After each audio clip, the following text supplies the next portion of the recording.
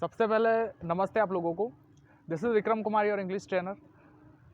देखिए, आजकल मैं पेरेंट्स को देखता हूँ, वो अपने बच्चों को इस तरह से मतलब इतने नाजुक तरीके से परवरिश करने की कोशिश करते हैं कि जैसे एग्जांपल के लिए कि हमारा बच्चा यदि ग्राउंड में खेल रहा है तो ग्राउंड में धूल है, सो बच्चे को धूल से इन्फेक्शन हो जाएगा। बच्चा यदि धूप में जाएगा तो वो काला हो जाएगा, है ना। यदि वो स्कूल में जाएगा तो कोरोना हो जाएगा। ये तो खैर एक अलग मैटर है। उसके अलावा यदि वो ठंड में थोड़ी सी हल्की सी ठंड भी यदि बढ़ जाती है तो वो बीमार पड़ जाएगा, है ना। तो क्या ये सही है? क्या बच्चों को इस तरह से नाजुक तरीके से परवरिश करना क्या सही होता है क्या? तो थोड़ा सा इस बारे में आज मैं बात करना चाहूँगा। और जो मैं बोल रहा हूँ ये कोई हवाई बातें तो खैर मैं नहीं करता। डिस्क्रिप्शन में मैं जो वैज्ञानिक होते हैं, साइंटिस्ट की जो रिसर्चेस होती है, उनकी लिंक्स मैं अपलोड करूँगा, उसके अलावा दूंगा।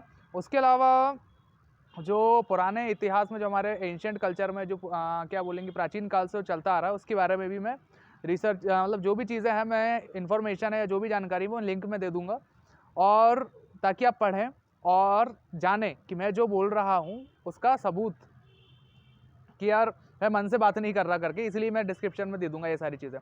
तो पहले के समय में, पुराने समय में हमने देखा होगा कि बच्चों को कुछ समय के लिए स्पेशली क्या, लड़कों को वनवास में भेजा जाता था। 21 साल के लिए, 14 साल के लिए, 15 साल के लिए, अलग अलग जगहों पर अलग अलग तरह से ऐसा किया जाता था। फिर जब वो वनवास से आ जाते थे, है ना, राजा महाराजाओं को भी जाना पड़ता था वनवास के लिए। वनवास में जाते थे वो लोग, शिक्षा दीक्षा लेते थे अपने गुरुओं से। उसके बाद वो लोग राजा बनने के लिए, और तभी वो राजा नहीं बनते थे, वो राजा बनने के लिए अप्लाई करते थे, कुछ टेस्ट देते थे, परीक्षा देते थे। उसके बाद वो परीक्षा में सफल होने के बाद वो राजा कहलाते थे और माने जाते थे कि वो राजा बनने लायक है ना। लेकिन आजकल के बच्चों को तो वनवास आप लोग भेजते नहीं हो, ये बात मैं मानता हूँ। वनवास में भेजना भी नहीं चाहिए, क्योंकि आजकल का ज़माना वैसा है नहीं।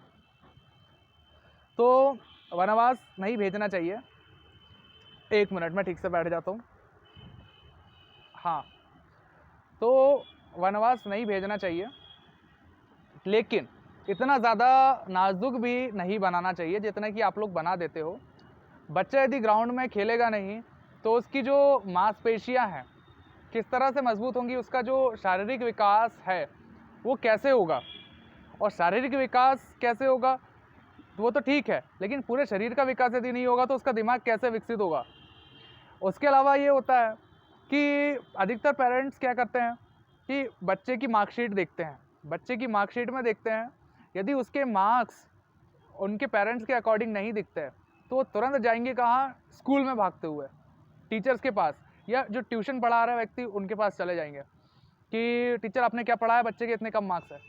सबसे पहले मार्क्स चेक करने के पहले आप लोग पहले ये तो देखिए कि बच्चे ने कुछ सीखा है या नहीं सीखा है, बच्चा मतलब बच्चे को क्या आता है, बच्चा पढ़ लिख पा रहा है या नहीं ठीक तरह से, इंग्लिश बोल पा रहा है या नहीं, या उसका डेवलपमेंट ठीक तरह से हुआ है या नहीं, उसे जितने भी किताबों में चीज़ें हैं या मोरल एजुकेशन है, मतलब काफ़ी सारी चीज़ें हैं, उसका ज्ञान कितना है यदि ठीक तरह से कहा जाए तो, क्या उसके अंदर कोई गलत आदत है, ये सारी चीज़ें आप लोगों को चेक करना चाहिए, ऑब्जर्व करते रहना चाहिए बच्चों के अंदर। तो वो सारी चीज़ें ना छोड़ के आप सिर्फ मार्क्स कर रहे होते हो, मतलब जो मार्क्स होते हैं जो मार्कशीट में कुछ वैल्यूएबल भी नहीं होते हैं, आप लोगों को थोड़ा सा समझना चाहिए। चलो 100 आउट ऑफ 100 बच्चे ने लेकर आ गया, लेकिन बच्चे के अंदर गंदी आदतें हैं या फिर बच्चा किसी तरह की गलत लत में फंस गया, आप लोग चलिए, आप लोग कई बार ये भी होता है, एक और चीज़ मुझे याद है कि पेरेंट्स आजकल मतलब जॉब वगैरह की काफ़ी दिक्कत हो रही होती है, पेरेंट्स को ये परेशानी होती है कि यार हम घर संभालें या फिर बच्चों को देखें, तो ये डिसीजन लेने में उन लोगों को काफ़ी दिक्कत होती है, तो वो बाहर चले जाते हैं पैसे कमाने के लिए, मतलब पैसा ही पैसा कमाएंगे। तो एक और चीज़ मैं बोलना चाहूँगा कि आप लोगों ने ढेर सारा पैसा इकट्ठा कर लिया मान लीजिए, और आपके जो बच्चे हैं वो उस काबिल नहीं निकले कि वो पैसे को संभाल पाएँ, आपके पैसों को वो बर्बाद कर दिए। जैसे कि आप लोग देख सकते हो सेलिब्रिटीज़ और मूवी स्टार्स को, मैंने 2-4 वीडियोज़ भी बनाया था, तो वो गलत लत में पड़ गए, आपकी दौलत को पूरा जितना आपने एक एक दाने मतलब एक एक पाई आप लोगों ने जो जोड़ा है वो ऐसे बर्बाद कर देंगे, है ना। तो ये चीज़ें हैं कि आप लोगों को थोड़ा सा बच्चों के ऊपर ध्यान देना चाहिए। बच्चा किस मेंटल कंडीशन से गुजर रहा है, बच्चा किस तरह की कंडीशन में है, ये फोकस करने की भी कोशिश कीजिए, ठीक है। मार्कशीट में यदि 100 मार्क्स है और बच्चे को कुछ बन नहीं रहा है, बच्चा इधर उधर के ख्यालों में, उसकी फोकस पावर मतलब इधर उधर के ख्यालों में खोया हुआ रहता है। और आजकल तो ये बहुत टीनेजर्स का ये प्यार मोहब्बत वाला चक्कर भी बहुत ज़्यादा चल रहा है।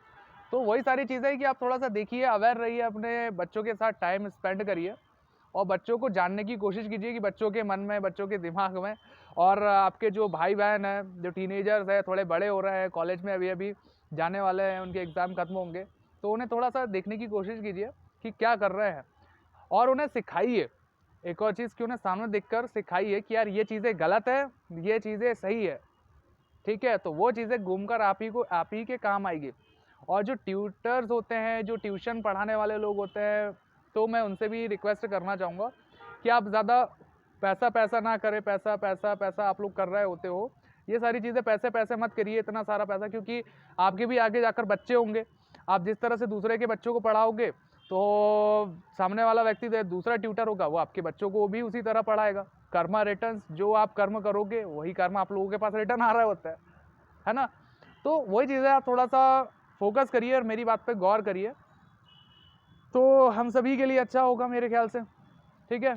Thank you so much everyone. यदि आप लोगों को सही लग रहा है तो अच्छी बात है, बुरा लग रहा है तो कोई बात नहीं, आप मेरे वीडियोस मत देखा कीजिए, लेकिन थोड़ा सा इस बात पे हल्का सा गौर करने की कोशिश कीजिएगा। Thank you so much, thank you.